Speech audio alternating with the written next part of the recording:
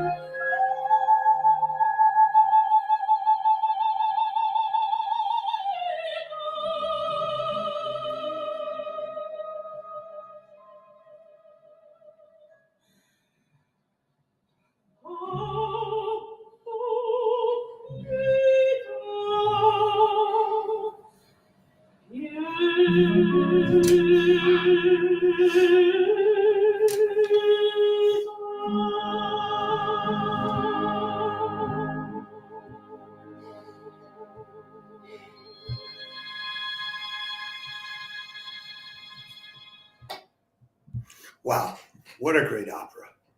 So this will be Friday night, as I mentioned to you. I told you early in this week when we were doing the weekly roundup of the big stage productions, I would, if possible, do a separate live stream for you just on this opera, because talking about any opera, even if you only say a little bit about it, takes a lot of time. And so here it is. This is your update on it, giving you just a little bit of background about the main players in this production.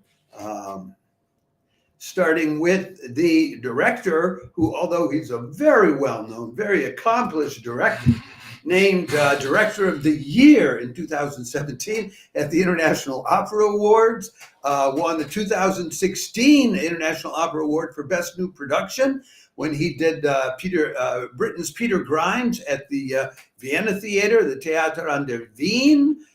He has, he's directed in Munich, in Zurich, at Salzburg, at the Stockholm Royal Opera, the Covent Garden.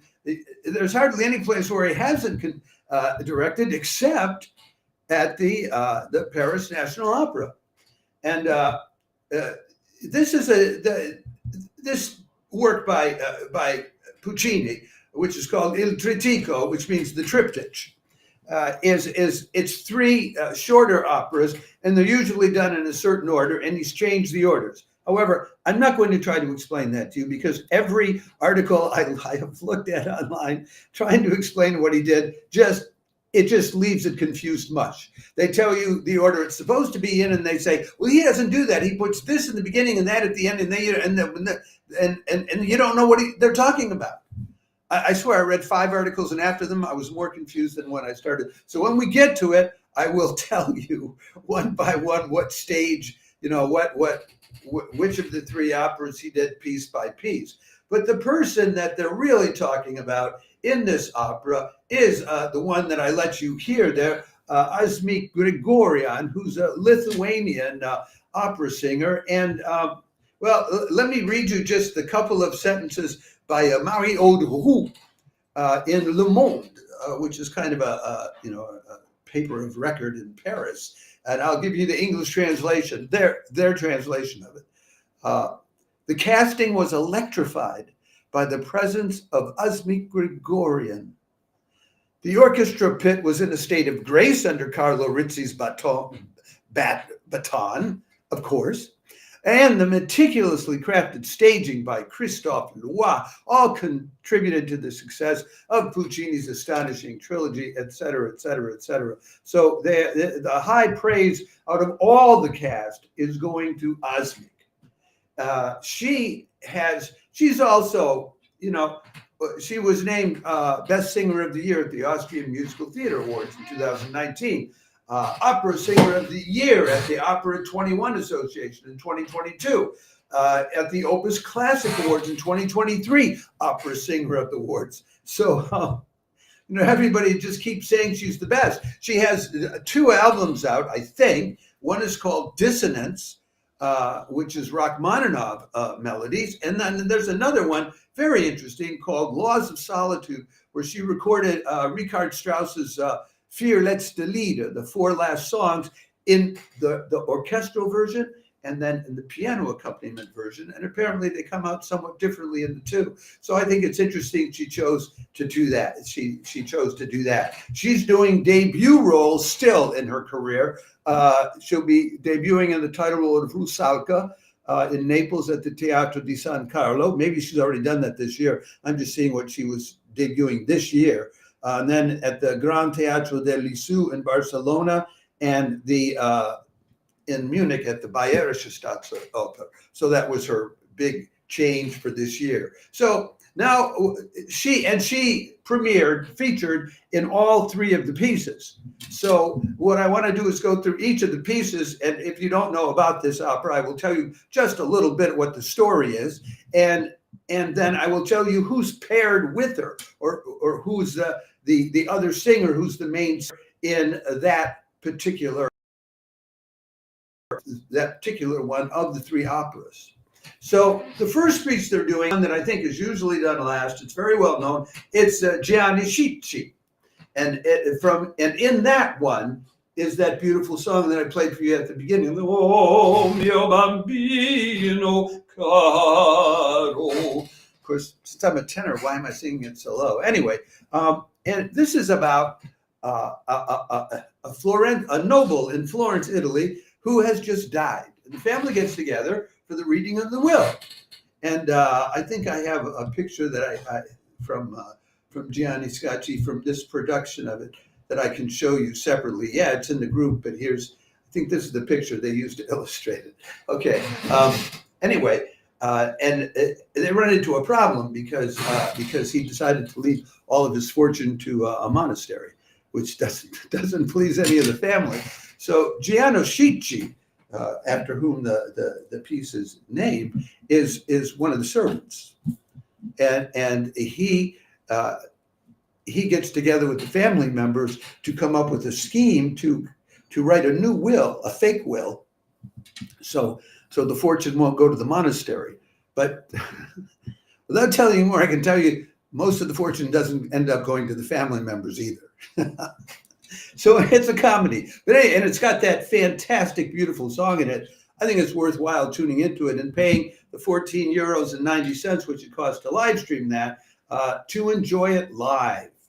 There's nothing like enjoying these things live. It's not the same thing as watching a dead recording where they've all gone home or fishing or visiting family or who knows what, and you're not part of an audience, you're just by yourself. You might as well read a book. No, you want to be part of both the in-person and the online audience. And I'm sure if you're the online audience on Friday night for this, there'll be a lot of other people watching with you, and you'll all be communing together in different parts of the globe. Don't miss it, please. Anyway, in this piece, the person playing the comic hero, if you could call him that, Gianni Schicchi, is Misha Kiria. Now, he's a Georgian baritone, but he got his training at La Scala in Milan, as well as at the Tbilisi, Georgia State Conservatory. And he performs all over the place. He does a lot of performing in Italy. He had his Verdi Opera Festival debut at the Teatro Regio di Parma, which we're often telling you about their live streams, in 2017, playing Falstaff. He's does Alfio and Cavalleria Rusticana. What else? Don Magnifico, Don Gerino, all of these these baritone parts, and he's been at he was in a new production of this triptych at the Salzburg Festival not long ago. So, and I think the place where he's most of a regular now is at the Bavarian Staatsoper in Munich. So he'll be the main person appearing in that section besides Asmik Grigorian. Then they move on to the second piece. Second piece is called Il Tabaro. Il Tabaro, and let me put up a separate picture coming from that in which she appears, so you can see what some of the staging looks like. I think it's lovely staging. I mean, it's very colorful. It's not the kind of bizarre staging which, you know, sometimes it just makes it look unreal. So this is one of the big pictures. This is a married couple at the center of this. The guy there next to Asmik is Roman Burdenko. He's a 40-year-old Russian baritone. He's got a resume or CV as long as your arm on the Mariinska Theater website. So I think that's practically a home base to him. Now, this is the story of the owner of a commercial barge, or what the French would call a péniche, and his wife, who was played by Asmik, and she is sort of falling in love with one of the workers on the barge, and this does not end well. But I don't want to tell you more about exactly how it doesn't end well. But there's a very gruesome ending to this piece, which is really horrible for the wife. Above all, I think, although somebody else might end up worse off. So, as for Burdenko's performances, the critics in Le Monde and other papers are speaking highly of his work in this opera.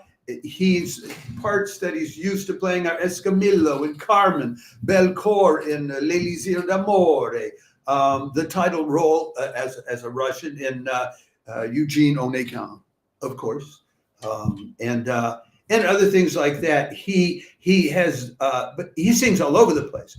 He's sung as a soloist at that Saint Cecilia Academy in Rome.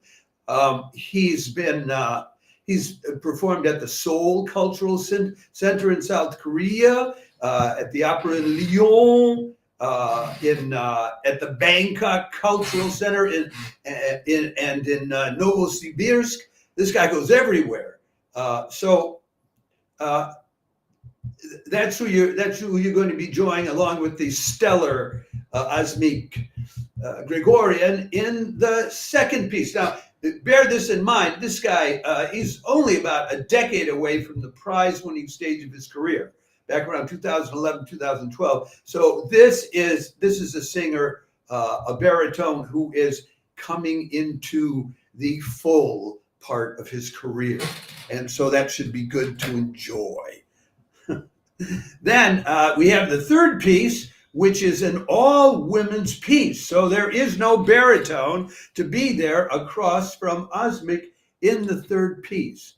And I'm looking for the photo that I had here's the photo that I had downloaded about this third piece. Even from looking at it, you can kind of tell what it's about. There's Asmik on the right, and the singer on the part is Karen Matilla, who's playing a character called the Princess. This piece is called Suor Angelica, Sister Angelica. It's the story of a woman who was sent away to this convent some years before the opera story takes place, because she got pregnant outside of wedlock, and so after having the child, they took the child away from her, of course, and she, often thinks of her child and misses her child and wishes she could have her child back, and thinks about the family that she lost because she was sort of alienated. Her family was completely alienated from her because of that. So, and what happens is then in the opera, what happens is this character, the princess, who is the sole relative in her family who's reaching out to her, comes to get her to sign away forever her child. And so the princess has to be able to be, well, put it this way, Karen Mattila is a very intense, dramatic kind of singer, like an actor-singer, as is Asmik Grigorian. So we're told the two of them, it's just intense, as you want it to be. And that photo, I think, sums up how intense it can be. And Carita is supposedly just absolutely, in French, on parle elle est glaciale, d'une féroce autorité. She's just icy, with a ferocious authority. And then meeting up against a woman who was pining away for her child. And it has a sad ending, which is sort of transformed in a miraculous way, something like the Deus ex machina, which you used to have in the ancient Greek tragedy. And of course, opera was created as an attempt to recreate the Greek tragedy. Anyway, tell you a little bit about Carita Mattila. We've had a Georgian and we've had a Russian, and Carita Mattila she's Finnish and got her training at the Sibelius Academy in Helsinki. And she's been around, and you can tell that she's been around for a while. She was winning awards. She won Musical America's Musician of the Year in the United States in 2005. They made her a Chevalier des Arts et des Lettres in France. That's a Knight of Arts and Letters back in 2003. So, you know, she won her prizes 20 years ago.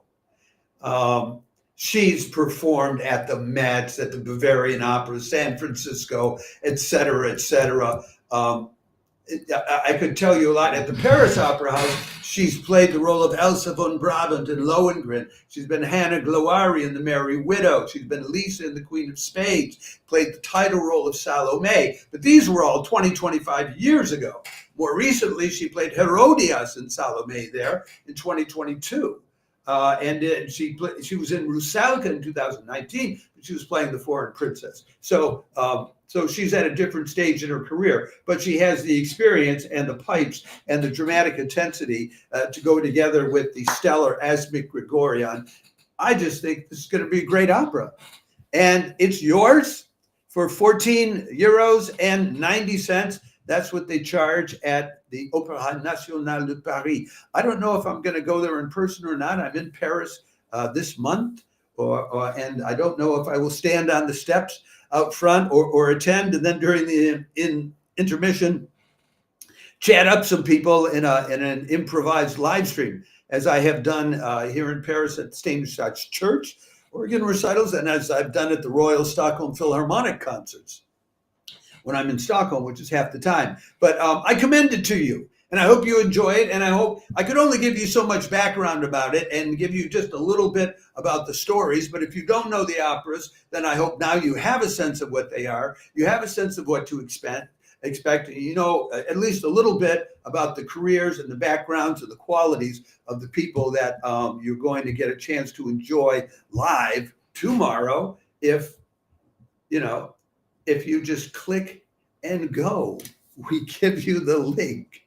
Ciao for now. And if you do go to it, please let us know on any of our platforms whether you liked it or you didn't like it, or whether you think I was crazy for recommending it in the first place, or what. I'm going to try to key up that music for you again at the end as I end this live stream. And let remind you before I go that if you are watching this on Facebook, please like the video. If you're watching us on any of our other platforms, we're happy if you like the video, but we'd be even happier if you subscribe or follow us that's on YouTube, X, TikTok, Instagram, Threads, or LinkedIn. And now I think I can give you the music one more time. There.